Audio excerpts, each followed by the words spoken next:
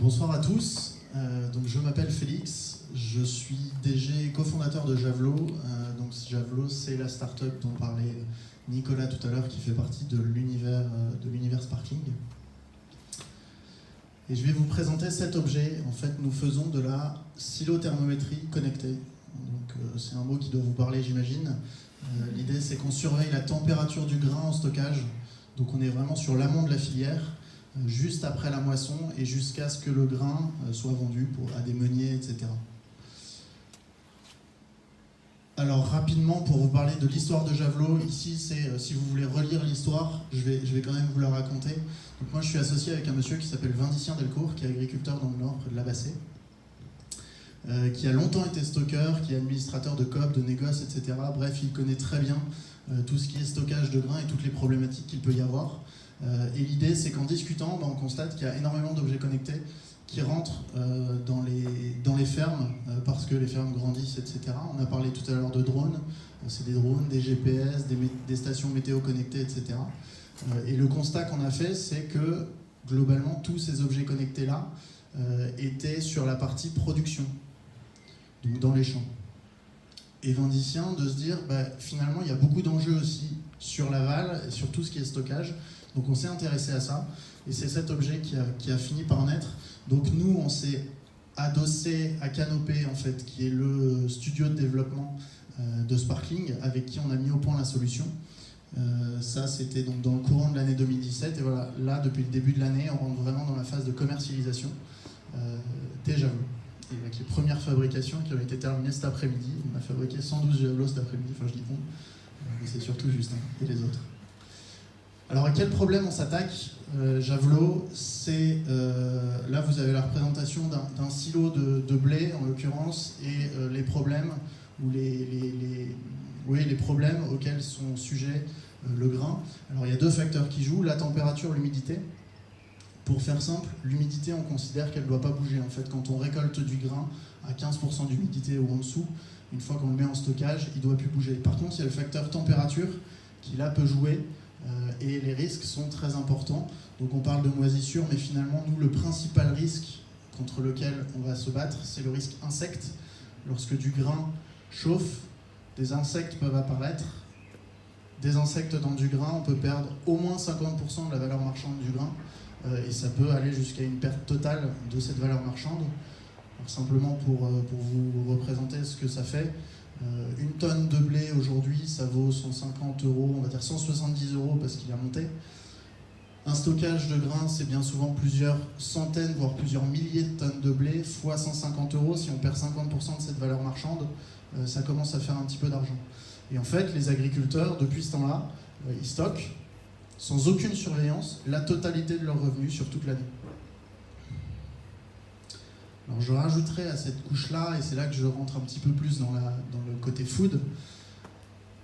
Aujourd'hui, ce qu'on appelle les organismes stockeurs, donc les coopératives, les négoces, ont la possibilité de pulvériser sur du grain un insecticide de stockage ou un insecticide de contact. L'idée, c'est de pulvériser ça juste avant de le livrer chez le client pour tuer tous les insectes. Il se trouve que ces insecticides de stockage ont un côté un petit peu, même si je ne suis pas particulièrement bio, etc., ont un côté un petit peu scandaleux, parce que il arrive vraiment juste avant d'en faire de la farine. Il y en avait une douzaine, il n'y en a plus qu'un qui est fabriqué et qui est utilisable aujourd'hui, qui est fabriqué par Syngenta. J'ai rencontré d'ailleurs le directeur du développement durable chez Syngenta, qui me disait lui-même que cet insecticide-là, il n'avait pas le vent en poupe. Et on parle d'une interdiction d'ici à 2020. La seule solution qu'on ait pour prévenir ça, c'est de surveiller en amont, et c'est par la température qu'on va y arriver. Donc la technologie, comment ça fonctionne? Je vous rappelle que notre cahier des charges, c'était plutôt pour les agriculteurs au départ. Et l'idée, c'est de faire vraiment l'objet le plus simple possible, complètement autonome, sans besoin de branchement électrique, sans besoin de box internet. Il se trouve qu'un silo de grain est rarement au cœur de l'île, et que la connectivité dans ces silos-là est bien rare. Donc on a mis au point une solution autonome qui communique par un réseau bas débit, ce qui nous permet de récupérer les données vraiment à distance, sur de longues distances, et donc de ne pas avoir de problème de communication. Et l'idée, c'est que l'utilisateur il va pouvoir récupérer l'objet qui sera livré chez lui, il est déjà fonctionnel, il n'a que à le planter dans le grain, à aller sur l'application, et l'objet est déjà fonctionnel. Et on rajoute à ça tout le côté de traçabilité.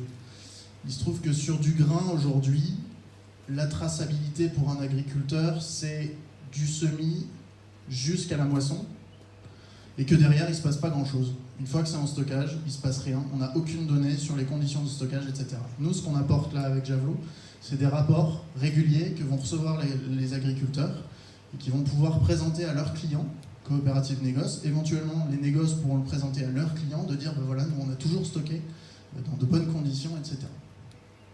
Encore une fois, avec l'idée de l'interdiction des insecticides de stockage. Alors le marché, je vais aller vite parce que je crois que je suis pressé. Le marché, je vous parlais des agriculteurs, c'était vraiment le marché de base auquel on voulait s'intéresser.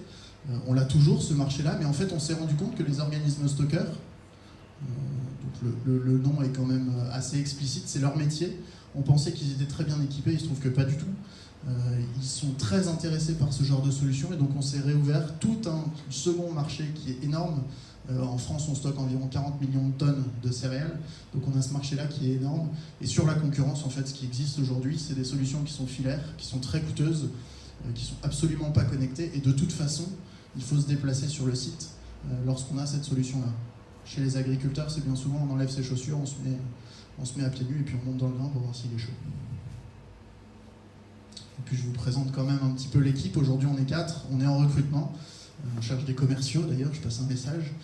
Donc Vincent Delcourt, qui est mon associé, qui est président de Javelot. On a Justin qui s'occupe de tout ce qui est fabrication, qualité, qui est un point très important pour nous, en sachant qu'on vend des produits qui sont assez chers et on ne peut pas se permettre de livrer des produits tordus ou qui ne fonctionnent pas. Et puis Alexandre, qui s'occupe de toute la partie communication, et au-delà de la communication, il y a vraiment tout ce qui est support pour l'utilisateur, des tutos, des manuels d'utilisation, etc. On veut quelque chose de ludique, et donc c'est quelque chose de très important pour nous. Voilà, je ne sais pas si vous avez des questions.